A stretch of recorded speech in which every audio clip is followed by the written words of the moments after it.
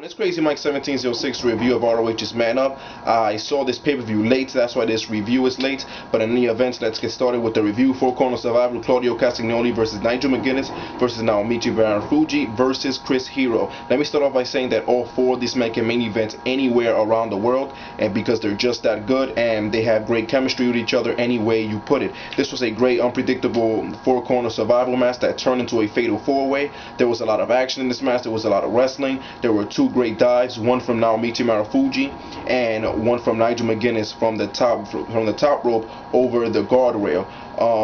Chris Hero, they really showcased him really good in this match, and what I mean by that is that Chris Hero is a very good heel, and he got to show that in this match. And I'm really liking the storyline with him and Claudio Castagnoli, because you know this story has a lot of potential to it, and they really showcase that as well. And Nigel McGuinness has hit one of the best, one of the greatly timed jawbreaker lariats that I've seen from him. Like, I've seen him hit that move very good, but other times he tends to hit it sloppy. But this is one of his best.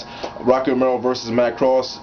Basically, it was almost like a mini 2 out of 3 tournament with the Resilience versus the No Remorse Corps, and Rocky Romero and Matt Cross went up first. I kind of liked the little segment that they had before the match, because it kind of reminded me of the Huddle from War Games. And first of all, let me just talk about Matt Cross. This guy is amazing, and he has the best fake out suicide dive in professional wrestling, bar none. I mean, what can I say? He's just super talented, and people say that he developed his skill through backyard wrestling. I don't think so. He had to have some kind of professional training, because his form is just so well.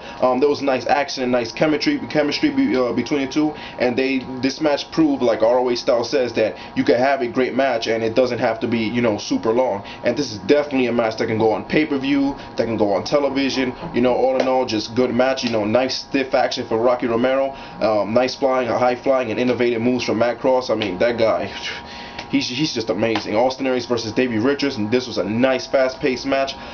Great combination of action, of drama, and all-around fighting spirits. The moves in this match were done with great timing, great precision, and there was no wasted motion. There was just great effort from both these men. And Davey Richards, he just keeps getting better and better and better. This guy is just raw talent, and I'm noticing that his matches, he's just making other people look a lot better than what they would usually do. Like, he's becoming that good. He's something else. And nice to see that Austin Aries, people got to see who the real Austin Aries is. Erick Stevens versus Roderick Strong. I knew this match was going to be a smash mouth in your face, blow for blow, high impact match, and that's exactly what it was. Roderick Strong, he just does moves that make you cringe, that when you watch it, you hold your back and you make facial expressions. Like, when he dropped them back first on the ring apron. This match was brutal, was methodical, with a very good pace, and it showed that you can have a power match and you don't have to be super slow. You can have a good pace and have a power match. Also, there was a nice racer's edge from the top rope. Oh man. And Erick Stevens too. That's the thing about Ring of fucking Honor. All the new guys that they bring in, after a few matches, after a few months in the company, you start realizing, wow, these guys are fucking good. And Erick Stevens, he's another one that's just climbing the ladder. And it's crazy because these 3 matches in a row, there's 3 guys that keep stepping up. That's why I love the fucking company. All 3 of these matches were good. These guys put their hearts and soul into these matches. Takeshi Morishima versus Bryan Danielson. What more can I say about the guy? This guy loves professional wrestling. I mean, he had a detached retina, and he still wanted to compete, and nothing could stop the guy. He wanted to compete for PWG, for the NWA tournament, but the doctors wouldn't let him. This was a very emotional match, and the crowd got really into it. The only thing is, of course, because of the injury, this match was not as good as the match that they had in Manhattan Mayhem 2. That match was just fun. That was a masterpiece right there. ROH Tag Team Title Ladder War: J. Briscoe versus Kevin Steen and El Generico. I got the name Ladder War for a reason. This was not a ladder match. This was a war. This is definitely one of the best ladder matches ever. Oh man, too many crazy high spots to name. You see, here's the thing with me. I don't want to tell you all the high spots, because then when you watch the match, it's going to be predictable, because you know when it's going to come. So I just want to, I want to leave it open for you guys. But let me just say this. The package power driver on a ladder, there were rumors of that. And trust me, my God, they're fucking real. They're true. This match was just brutal, and what the fuck more can I say? It's crazy high spots, crazy wrestling. It was just brutal. There's nothing more. This match was just that fucking good. There's nothing more.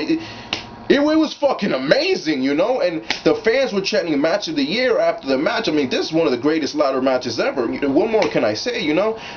J-Mark Briscoe is undoubtedly the best tag team out right now. And in El Generico, just a year ago, I saw him in the first match, and the first time I seen him in Ring of Honor, and now look what he...